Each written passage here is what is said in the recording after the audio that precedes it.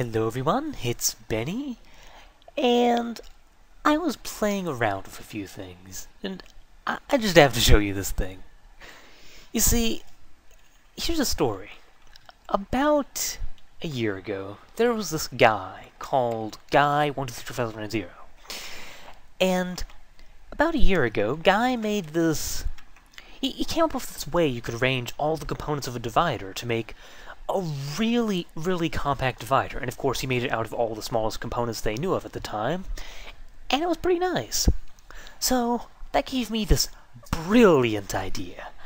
What if I took today's components, which are even smaller, and I made a divider using that arrangement? I mean, it's a brilliant idea. What could possibly go wrong, right? My God, what have I done? This is ludicrous. I didn't even know it was possible to have a circuit that is so consistently inconsistent. This is... Good God, I just have to show you this thing in action, because... Okay, let's start with just doing a division problem. Let's divide 10 by 3, right? This is... Right. So, we go up to this panel. Of course, the big, glaring panel of inputs in front of us, that must be, you know, our first input. This is where we input the 10, right? Of course not. Why would it ever possibly be that? This is where we input the 3. What else could it be? So where do we input the 10, you might ask? Well, where else? On the complete other side of the divider. I mean, jeez. So, I input the 10, and it's in, right? But wait! You see, it inputs onto this bus, which is actually used in the division circuit. So, what I actually want to do is I want to save to this register here. But wait! It's already using the bus before the division even starts. So I have to set the bus to 0. And then I can clock it. And then I can turn it off. And then I can go about my day, right? But wait! Now that the bus is actually being used, all these inputs will sort of override some of the data. So I have to actually go in and completely manually turn off all of the first input. Whew. And now I can finally go over here and do the division, right? But wait, why is the quotient already saying it's 255? Well, you see, when I clock the register, it goes down this wire, and that goes into our counter, and does this big ridiculous thing which screws it up. So I actually have to go in and reset it, and all's good in the world. But wait! It's still 255 now that I've reset it! What's gone wrong? Well, you see, the counter resets to the maximum number instead of 0 for some godforsaken reason. It's just what it has to be this compact. So what you have to do is you have to go over here, add 1 to the counter, so it will overflow and end up back at 0. And now, finally, you are ready to perform your division. After all that. So, let's go ahead and do it. Let's turn on the clock, and let's divide. And done. We got our answer.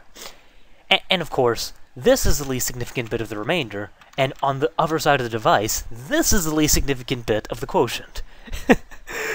Oh God, this thing. Yeah. This is the single most inconsistent redstone circuit I have ever seen that's still remotely practical in any sense of the word. But yeah. And oh, I haven't even shown you the best part of this thing yet. So yeah, it does division, but whoa, you have to see this. This is priceless. So let's divide 255 by 17. So turn this on, turn all these on, clock it, get a bunch of lag for no apparent reason, turn this back off, turn all these back off, reset the register, and increment the register. And now, the epic division of 255 by 17. Watch this. So it's dividing. Game? You're not going to do it, are you? Of course, the time I actually try to record it, it doesn't do it. But you see, here's the thing. Sometimes when you input a particularly hard division problem, like 255 by 17, well, let's just say my little circuit that detects when the division is finished isn't exactly perfect. I had to skimp a little bit on that to get it as compact as it is. So sometimes it'll just decide, this problem's too hard, I'm just not going to do it anymore. And then you have to go over here to the clock and be like, hey, finish the division problem. You'll be like, alright, fine. I'll keep doing the division, and then it'll keep going. And of course, if it's still too hard, maybe I'll go, this problem's still too hard, I'm not going to keep doing it. So, it has attitude. I mean, come on. It will literally say, your problem's too hard, I'm not going to do it. Screw you.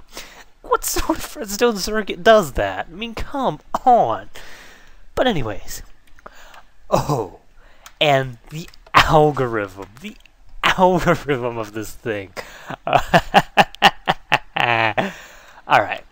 That's, convenient. I can just input 255 like this.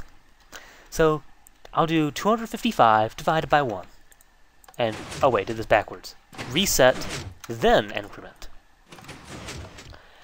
Okay, 255 divided by 1. And, game? What have you done? Why are you lagging me for no apparent reason? Alright, come on, this is ridiculous. Alright, I guess I'll just clock it again. That's... What? Okay, I guess I do have to put it in properly. What? Okay. See what I mean? You saw yourself on the video. This thing was all ones when I did that, but then it just like, you know what? Screw you. I'm not going to do that. I'm not going to let you be convenient. I'm going to make you go through the big, rigorous process of inputting a number. Jeez. This is so inconsistent.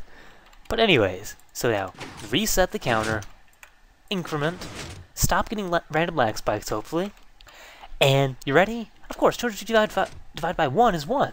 How hard could it possibly be? Yeah. And we're going to be here for the next 2 minutes, too. Why? This is the most... this is the derpiest division algorithm you could ever hope to put in a divider. You know, the way it works is it will just subtract whatever you have from it over and over and over again and just count how many times it needs to subtract before it's either 0 or negative. And it's a terrible algorithm for division because if you input something like 255 divided by 1, it'll be like, 255 divided by 1. I wonder what that is. And then it'll just do this huge, rigorous division process of subtracting over and over. Minus 1? No, it's still not 0. Minus 1 again? Still not 0. It'll just take forever. It's the most ridiculous division circuit. This thing. Whew. Oh, and division by 0 is even worse. Sometimes it'll do this weird thing where it'll count negatively, if that makes any sense at all. And sometimes it'll do this weird thing where it just won't even divide at all and do this... Oh man.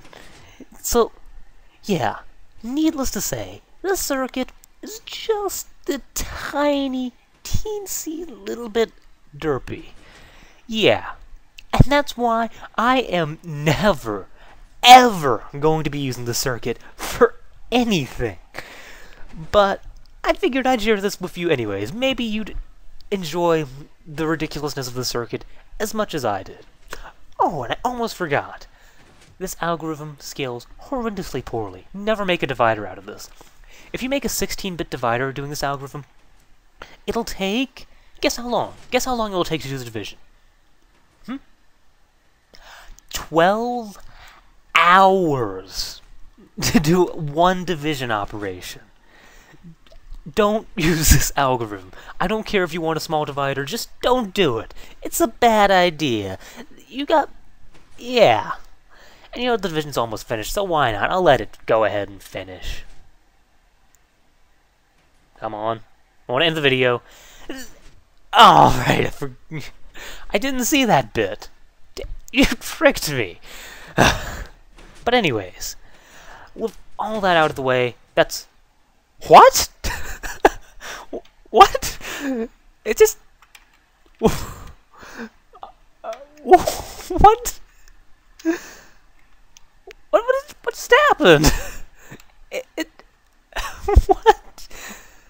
That's never happened before. Yet another reason why I am never using this divider, ever. But yeah, thank you. Hope you enjoyed, hope you learned, and I hope you got at least some enjoyment out of this. I know this was a little bit different, but...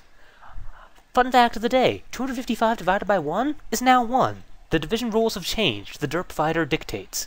Thank you. See you next time.